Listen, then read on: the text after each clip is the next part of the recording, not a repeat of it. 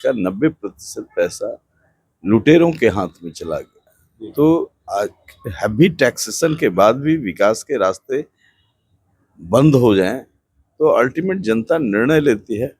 शंकर सिंह को हम बधाई देते हैं, लंबे दिनों से लोगों के सुख दुख के लिए संघर्ष कर रहे थे, निर्दलीय उन्होंने एक बड़ी जीत हासिल की है, उनको बधाई देते हैं। और सरकार को कम से कम जो वैचारिक लोग हैं उनको समझना चाहिए कि ये जो चांदी काटने वाले लोग हैं, मलाई काटने वाले लोग हैं, ये मझधार से निकाल नहीं पाएंगे। क्या सामान्य तरीके से लिया जा सकता है इस चुनाव नतीजे को, या फिर विधानसभा चुनाव से पहले इसको सेमीफाइनल माना जाए और इसको एक संभावित तस्वीर के रूप में देखा जाए विधानसभा चुनाव में आगे जो होने वाला है? देखिए, ये तात्कालिक गुस्सा जो है इसको हो सकता है सरकार संभाल ले, इसलिए इसको फाइनल सेमीफाइनल हम नहीं मानते। गुस्सा है और ये सरकार के बदौलत जिन लोगों को वहां ताकत देने की कोशिश की गई है, सरकार का परफॉर्मेंस ऐसा नहीं है। बहुत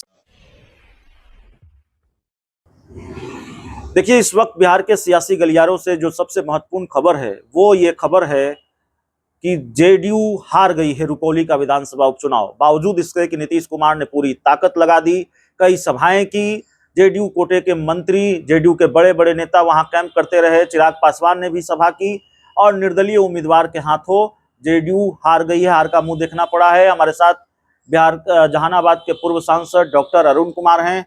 सर, जेडीयू को ये दूसरी हार मिली है पूर्णिया में, एक लोकसभा की सीट सिटिंग सीट हार गई और फिर विधानसभा का उपचुनाव भी हार गई निर्दलीय उम्मीदवार के हाथों।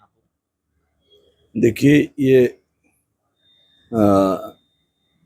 जेडीयू इतनी अराजकता पैदा करने के बाद भी कभी बड़े भाई की कृपा, कभी बीजेपी की कृपा, तो इस कला में तो माहिर हैं, लेकिन बहुत दिन तक काठ की हाड़ी बार बार नहीं चढ़ती और बहुत दिनों तक नहीं चलती। जनता समझ गई है कि हजारों करोड़ का जो टैक्स पेयर का पैसा पुल में लगाया गया, पुलिया में लगाया गया, विकास में लगाया गया, इसका 90% पैसा लुटेरों के हाथ में चला गया। तो आज हैवी टैक्सेशन के बाद भी विकास के रास्ते बंद हो जाएं तो अल्टीमेट जनता निर्णय लेती है। शंकर सिंह को हम बधाई देते हैं, लंबे दिनों से लोगों के सुख दुख के लिए संघर्ष कर रहे थे, निर्दलीय उन्होंने एक बड़ी जीत हासिल की है, उनको बधाई देते हैं। और सरकार को कम से कम जो वैचारिक लोग हैं उनको समझना चाहिए कि ये जो चांदी काटने वाले लोग हैं, मलाई काटने वाले लोग हैं, ये मझधार से निकाल नहीं पाएंगे। क्या सामान्य तरीके से लिया जा सकता है इस चुनाव नतीजे को, या फिर विधानसभा चुनाव से पहले इसको सेमीफाइनल माना जाए और इसको एक संभावित तस्वीर के रूप में देखा जाए विधानसभा चुनाव में आगे जो होने वाला है? देखिए, ये तात्कालिक गुस्सा जो है इसको हो सकता है सरकार संभाल ले, इसलिए इसको फाइनल सेमीफाइनल हम नहीं मानते। गुस्सा है और ये सरकार के बदौलत जिन लोगों को वहां ताकत देने की कोशिश की गई है, सरकार का परफॉर्मेंस ऐसा नहीं है। बहुत सारी उम्मीदें थी सरकार से और ये भ्रष्टाचार का भेंट चढ़ते चला गया। जेडीयू के बड़े बड़े नेता लगातार कह रहे हैं कि नीतीश कुमार के नेतृत्व में एनडीए अगला चुनाव लड़ेगा। आप क्या होता हुआ देख रहे हैं? अगर नीतीश कुमार के नेतृत्व में एनडीए चुनाव में गया तो इसका नुकसान होगा या फायदा होगा? ये तो वो लोग कैलकुलेट करें। मैं तो समझता हूं कि अच्छा परिणाम नहीं होगा।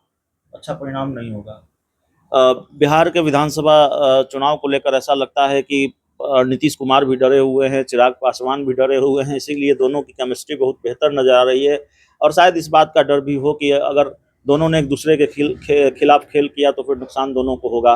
ये जो चिराग पासवान गुलदस्ता लेकर जा रहे हैं सीएम आवास में बार बार, उसको कैसे देख रहे हैं? एक पार्टी में है, एक सरकार में है, गुलदस्ता का आदान प्रदान होते ही रहना चाहिए। तो कोई अप्रत्याशित बात नहीं है। हर लोग चीजों को पचा नहीं पाता है। जो पचा नहीं पाता है वो सत्ता का हिस्सेदार नहीं बनता है, जो पचा पाता है वो सत्ता का हिस्सेदार होता है। इसलिए वो ठीक है, संभालें। संकेत अच्छा नहीं है, क्योंकि जो लोकसभा का परिणाम है वह भारतीय जनता पार्टी के साथ साथ नरेंद्र मोदी के अपने करिश्मे का परिणाम है। और यदि बहुत दिन तक ऐसे व्यक्ति से राज्य को हकवाया गया जो जिनकी मानसिक स्थिति ठीक नहीं हो, जो पुल ढाने के लिए इंजीनियर लोगों का पैर पकड़ रहे हों, तो पैर पकड़ने से क्या होगा? वो भी जानते हैं, इंजीनियर लोग भी जानते हैं कि जो लूट का धन है वो मंत्रियों तक गया है, वो सेंट्रल करप्शन है।